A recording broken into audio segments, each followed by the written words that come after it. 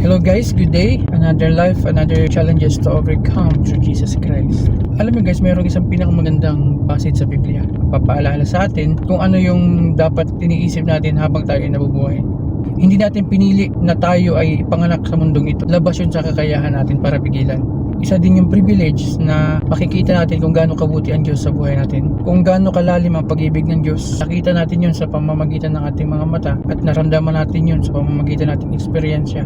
At hindi rin natin kontrolado kung kailan kukunin yung hiniram natin na buhay. Sabi nga sa Ecclesiastes, alam na mga nabubuhay na sila ay mamamatay. Pero hindi natin alam kung kailan, unless kuhain natin ang sapilitan. Kung hindi natin control yan, kung kailan tayo pinanganak, kung kailan tayo mawawala. Pero kontrolado natin, kaya natin mag-decide ngayon kung saan tayo papunta. Dahil sa kasalanan na pumasok, matatapos talaga to kahit anong mangyari. Huwag kayong mag-alala kasi nakalagay sa Biblia, ang katapusan ng mundo ay ang oras na lahat ng tao makakaalam na ng katotohanan. Hindi lahat ng tao ay tatanggap sa katotohanan na yan. Majority sa mga tao ay susunod sa mga pandaraya, sa mga maling aral na pinapakalat ng kaaway ng Diyos. Diyan natin makikita na sa lahat ng kaalaman na nalalaman natin, wala ng excuse para hindi tayo maligtas. Lahat binigay na ng Diyos para maintindihan natin kung ano yung ating kalagayan ngayon, kung ano yung gagawin natin, para maisakto natin yung mali nating mga desisyon, yung mga mali nating paniniwala. Kasi nakalagay din sa propesiya na bago dumating ang Diyos, yung kaalaman ng tao ay lalago. Yun ay ang paglago ng technology. Lahat ng gusto nating malaman, just a click away. Kayang-kaya na natin yan. Kung meron kayong hindi naintindihan sa Biblia, search lang. Propesiya?